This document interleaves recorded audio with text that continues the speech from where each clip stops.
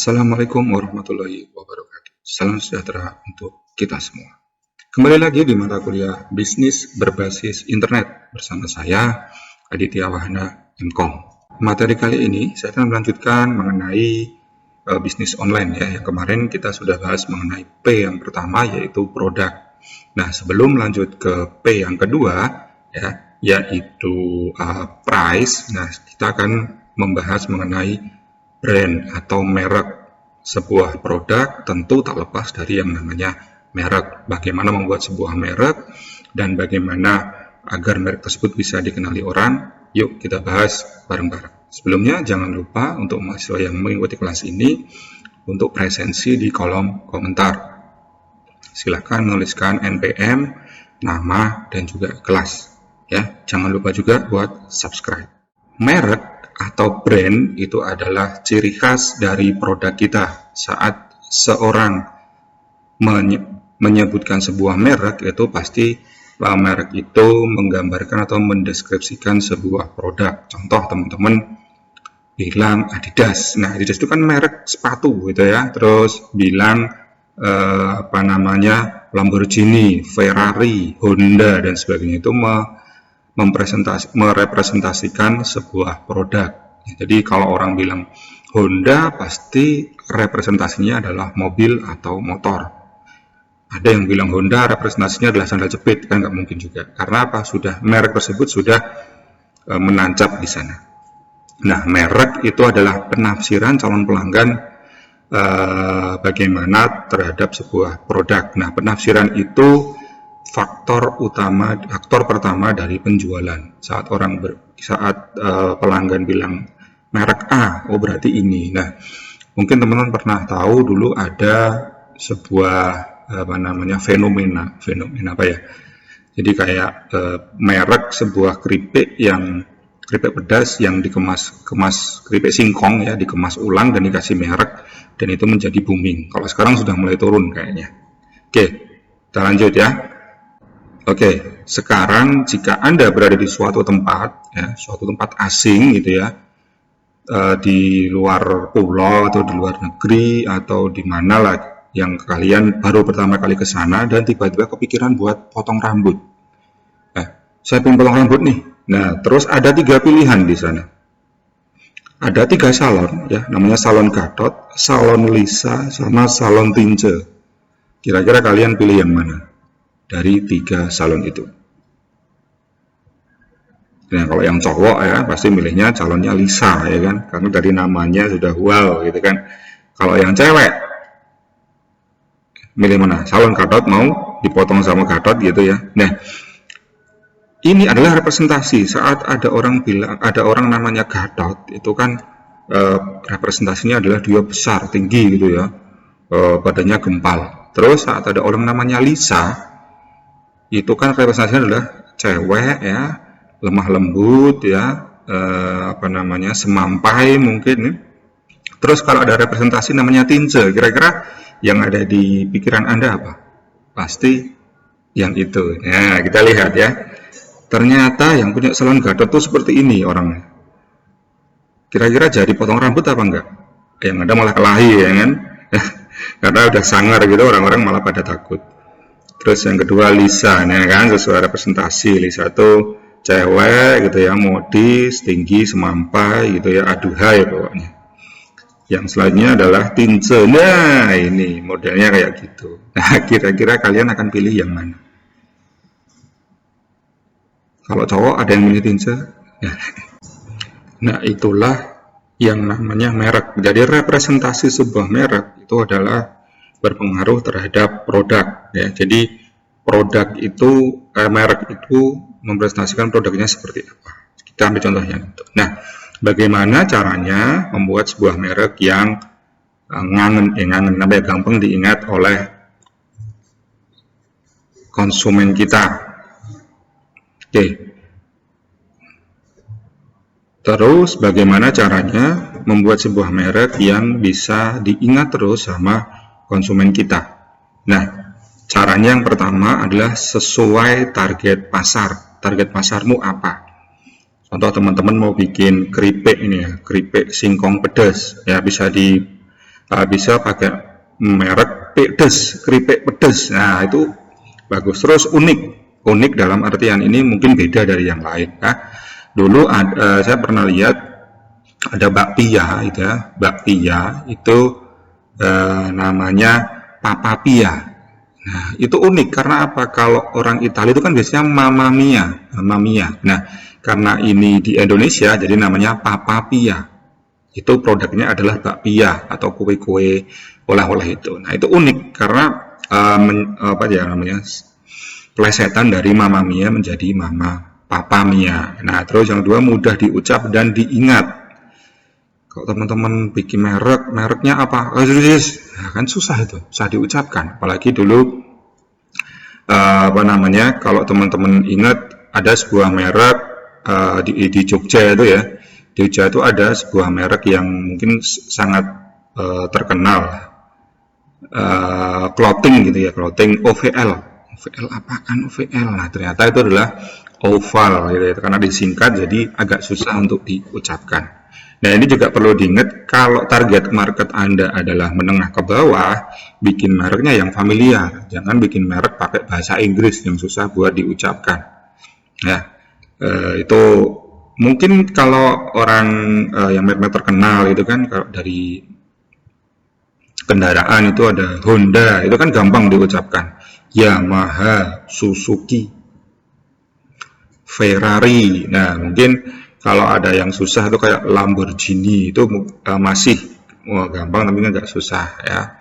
Terus Peugeot, nah itu kan bacanya susah, tapi itu kalau untuk orang karena itu merek dari Prancis, itu kalau orang Prancis sebutnya Peugeot ya. Terus kalau merek-merek terkenal fashion itu ada LV, yang lambangnya LV itu ya. Kalau orang baca adalah Louis Vuitton. Nah, padahal bacanya aslinya adalah Louis Vuitton. Terus ada CHANNEL. Kalau orang biasa bacanya Chanel, tapi aslinya membacanya adalah Chanel. Nah, itu seperti juga harus diingat, harus sesuai dengan target pasarnya. Terus hindari singkatan konsonan. Nah, ini kadang karena kita terlalu idealis, kita bikin merek itu yang sesuai dengan keinginan kita. Nah, keinginan kita menumpuk-numpuk konsonan ya. OVLRSCH. Apaan itu? Ternyata Oval Research itu merek apa? Dulu merek clothingan itu ya. Terus HDRWRK. Apaan? Ternyata hard worker. Nah, itu harus diingat, harus dihindari. Terus yang kedua, hindari angka. Sekarang saya mau tanya, bakpia di Jogja itu yang enak angkanya berapa? Ada yang tahu? 77, 125, 25, 76, 170, 1300, atau bakpia 679, atau bakpia 666. Nah, itu kan orang jadi bingung ya. Kita mau cari bakpia berapa yang enak? Aduh, lupa ya, pokoknya ada 55-nya itu. Bakpia 55, 10, 15, 25, 125, 275, 645. Nah, itu bikin orang pusing ya. Karena itu di Jogja ada sebuah terobosan, itu dia bikin bakpia Kurnia Sari. Itu kan mudah diingat, jadi nggak pakai angka. Bakpia Pia, terus ada bakpia Kencana. Nah, itu out of the box dalam artian kalau selama ini merek bakpia itu pakai angka, dia bikin sendiri mereknya itu ya, Kurnia Sari. Yang sekarang orang pada kalau ke Jogja nyarinya bakpia apa? Kurnia Sari. Nah, itu jadi pembeda di sana. Terasosiasi oleh diferensiasi, itu tadi yang saya sebut pembeda ya, pembeda. Jadi saat banyak produk yang serupa, teman-teman bikin merek yang berbeda dan punya suatu nilai lebih. Contohnya tadi bakpia itu ya, bakpia 12525, terus ada satu menyempil bakpia Kurnia Sari, gampang diingat. Nah, terus yang kedua, produknya unggulan, ada value-nya di sana. Kalau bakpia Kurnia Sari itu kalau bakpia apa namanya, bedanya kan dia bakpia kering ya. Kalau di Jogja kan kebanyakan bakpia basah kalau yang di Batok. Nah, dengan pembeda itu, produknya pembeda dan unggulan itu bakpia kering. Nah, jadi orang akan mulai tertarik di sana. Itu contoh merek ya. Pemilihan merek yang ngetop. Jadi kita bisa tahu merek itu unik. Oke, selanjutnya saya mau tanya ini. Nah, kalau ada gambar sepatu ini, kira-kira teman-teman bisa menaksir nggak harganya berapa? Kalau saya jual ke teman-teman harga 125.000, kira-kira mau beli nggak?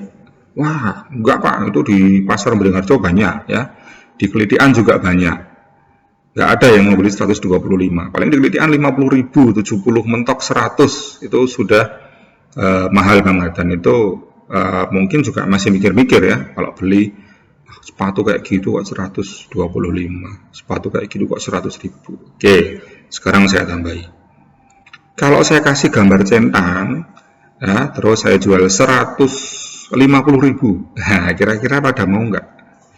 Ya mau Pak, kalau asli, ya ini asli, mau Pak, mau. Nah 150.000 pada mau, tapi kalau nggak pakai gambar centang 50.000 pun nggak ada yang mau. Kalau kasih centang pun gini 300.000, 450.000 pasti banyak yang mau ya. Karena apa? Pasaran produk centang ini biasanya di atas 500. Nah sekarang saya tanya, berarti harga produk centangnya, harga centangnya aja berapa? Kalau sepatu nggak pakai centang 50.000 ya.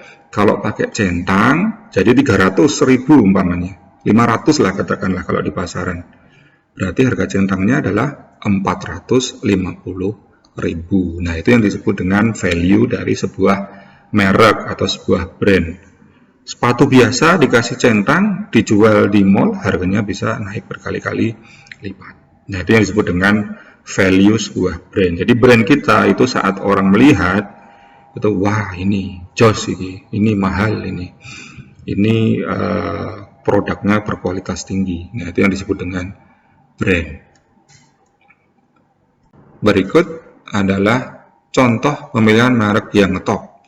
Warung Bunda. Nah asosiasinya adalah dia sebuah warung makan yang ngelola ibu-ibu ya kan. Kalau ibu-ibu biasanya masakannya enak. Nah dari situ Warung Bunda. Coba kalau itu namanya warung bapak, warung ayah, kira-kira ada yang mau beli nggak? Ya ada, tapi dikit gitu ya. Tapi dengan Warung Bunda itu asosiasinya adalah, oh kalau yang masak ibu-ibu enak dan murah ya, yang penting itu. Terus Depot Cita Rasa. Depot Cita Rasa itu menggambarkan tempat makan yang punya rasanya tuh enak. Coba diganti namanya Depot Maju Lancar. Nah, itu malah kayak merek bis itu ya. Depot Maju terus RM Barokah. Nah kalau makan di situ terus kita seperti masuk surga gitu ya, karena dapat barokah ya. Ini kan menggambarkan sebuah asosiasi dari tempat makan. Terus Gado-Gado Koplo, udah Gado-Gado Koplo lagi, itu layak disandingkan karena musik koplo itu kan biasanya musik yang di aransemen ulang, di remix sedemikian rupa jadi campur-campuran. Nah, cocok dengan Gado-Gado karena Gado-Gado itu kan asosiasinya adalah makanan berbahan dasar sayur sedemikian rupa dicampur dan dikasih bumbu kacang. Cocok Gado-Gado sama koplo, jadinya Gado-Gado Koplo. Nah itu jos sekali. Terus bakso Cak Noris. Nah bakso itu kan asosiasinya biasanya ya, kalau bakso itu orang-orang Wonogiri ya, ini bakso yang beda, Cak Noris yang jualan sangar gitu ya.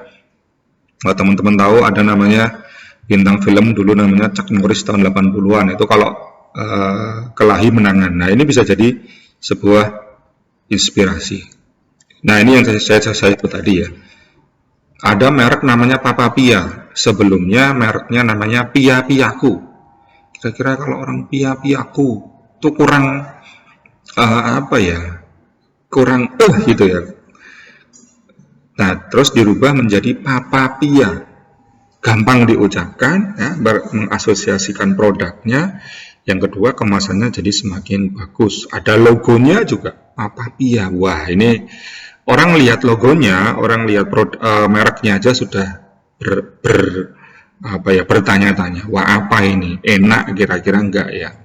Tapi kalau yang atas ya, kalau kita lihat merek yang atas itu, ini enak enggak ya? Nggak usah, wagu gitu ya, aneh logonya. Tapi dengan ada yang pergantian yang di bawah itu menjadi wow. Oke, itu tadi materi untuk merek yang ngetop atau brand. Jadi sebuah brand yang diolah sedemikian rupa itu bisa membuat konsumen terasosiasi dan membuat mereka untuk membeli karena ada brand di sana, karena ada merek di sana. Oke, itu dulu untuk materi kali ini. Terima kasih banyak atas perhatiannya ya. Semoga apa yang saya sampaikan bermanfaat. Mungkin kalau ada yang mau ditanyakan, mau diskusi, monggo silahkan tulis di kolom komentar. Oke, terima kasih banyak. Sekian dari saya. Wassalamualaikum warahmatullahi wabarakatuh.